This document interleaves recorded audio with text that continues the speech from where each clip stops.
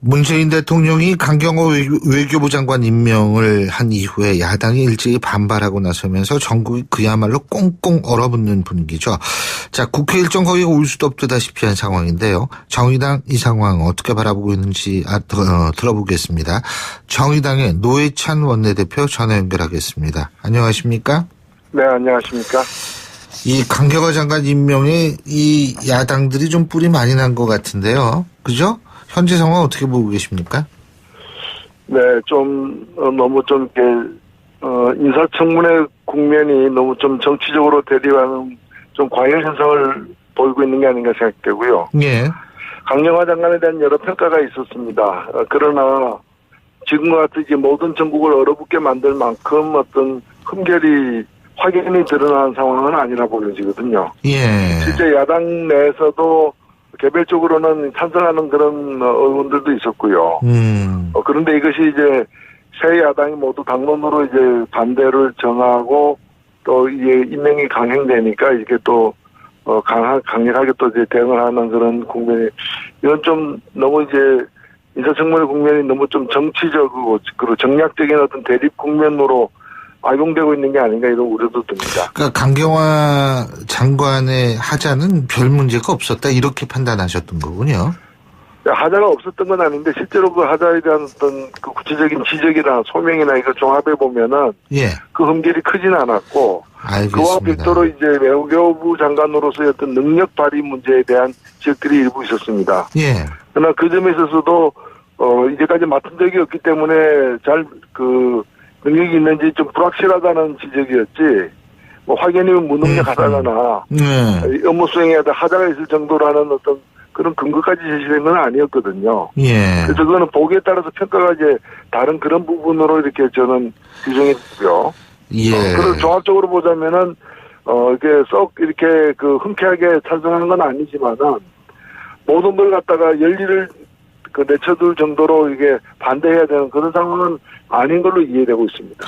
지금 근데 국민의당은 인사 정국에 대한 문재인 대통령의 입장 표명이 없으면 국회 일정에 협조할 수 없다.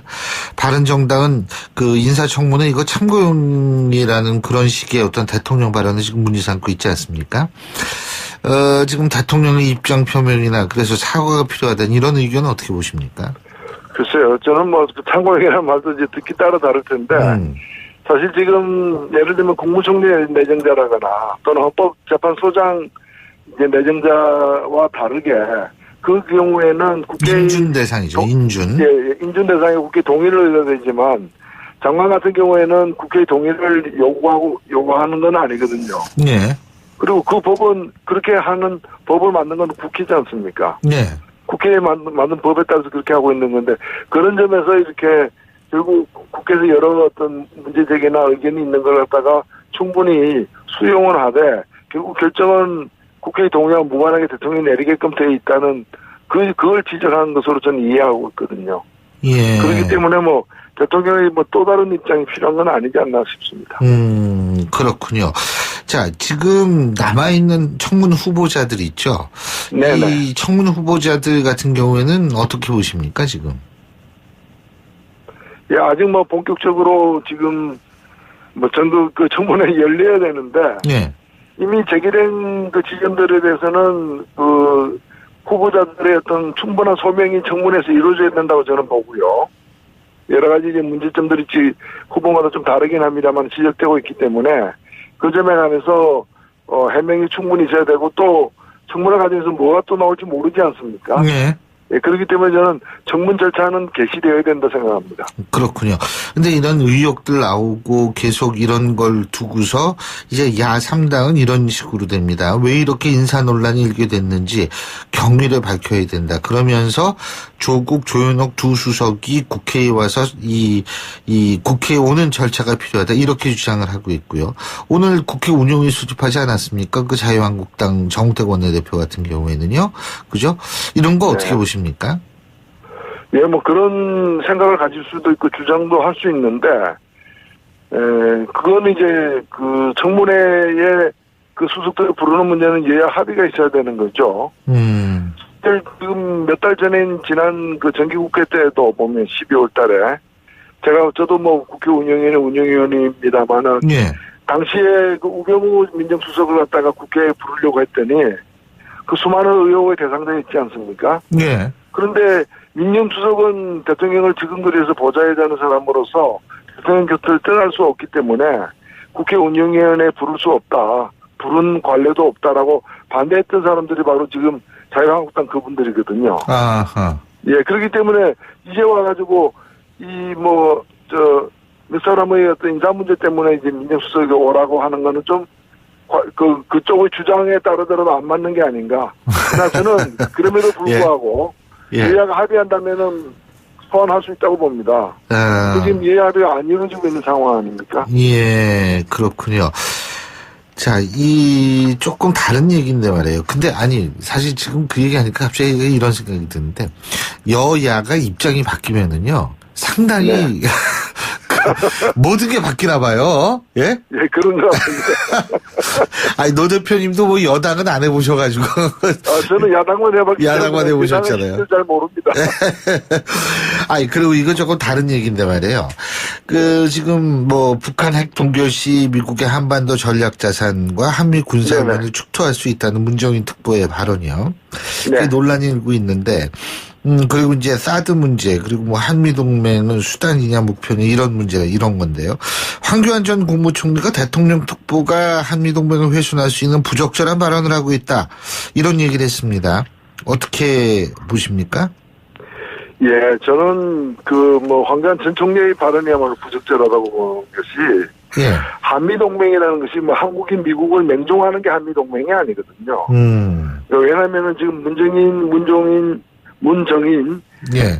동일 외교안보 특보가 한 발언은 정부의 지금 공식 입장은 아니지 않습니까? 대통령의 발언도 아니고 뭐 안보실장이나 외교부 장관의 발언도 아니고 본인은 개인 자격이라고 얘기하는데 사실 이 내용은 한국과 미국 양국의 옵션, 대북 옵션에 들어가 있는 내용이에요. 그러니까 예를 들면 우리가 미사일을 이제 그만 발사해라거나 또는 핵을 동결하라거나 더 나아가서 핵을 폐기하라거나 여러 가지 우리가 앞으로 해야 될 요구가 있지 않습니까? 네. 그 요구들을 협상으로 푼다면은 그 요구를 이 요구대로 한다면은 우리는 뭘 해주겠다라는 그 반대급부 조건을 갖다가 여러 가지로 우리가 조건에 대한 리스트를 만들고 있거든요. 그 조건 리스트, 옵션 리스트 안에 들어가 있는 내용이에요.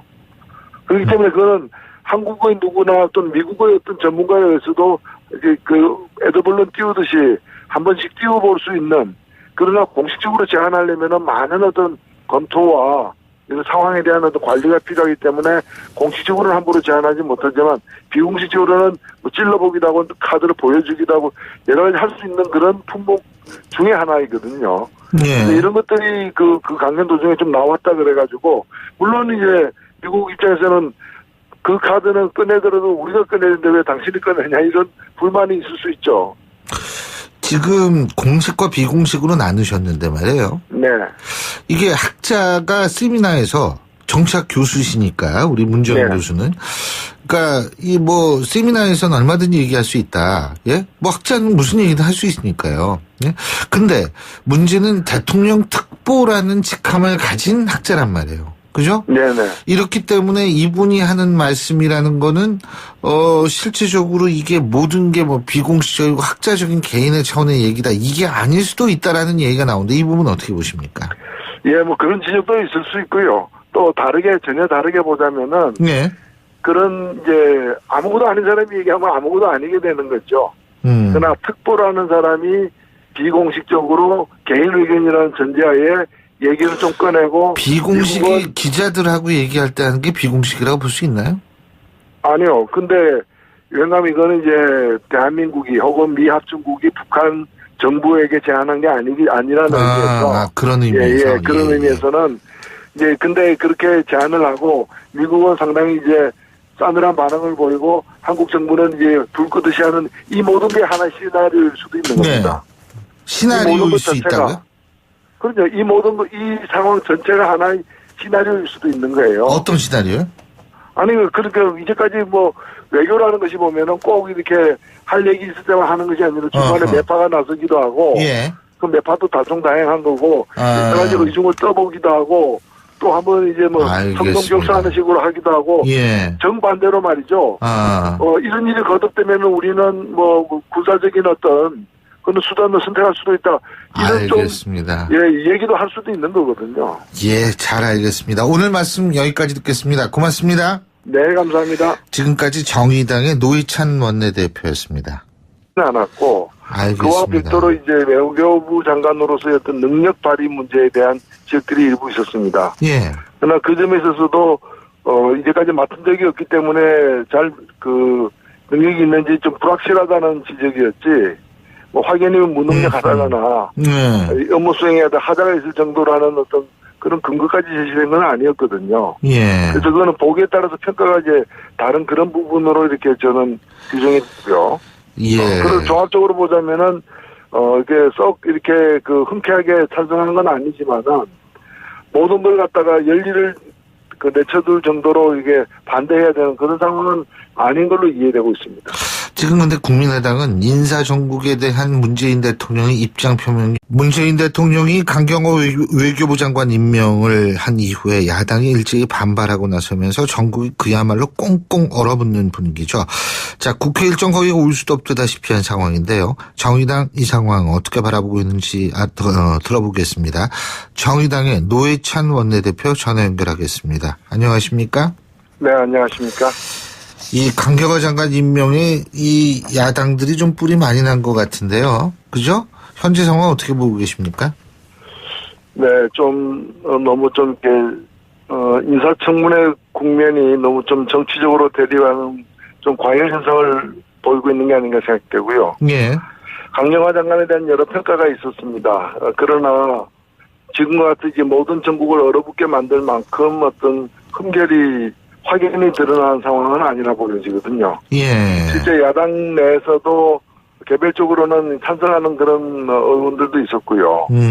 그런데 이것이 이제 새 야당이 모두 당론으로 이제 반대를 정하고 또 이게 임명이 강행되니까 이렇게 또 강력하게 또 이제 대응을 하는 그런 국면이 이건 좀 너무 이제 인사청문회 국면이 너무 좀 정치적이고 그리고 정략적인 어떤 대립 국면으로 악용되고 있는 게 아닌가 이런 우려도 듭니다. 그러니까 강경화 장관의 하자는 별 문제가 없었다 이렇게 판단하셨던 거군요.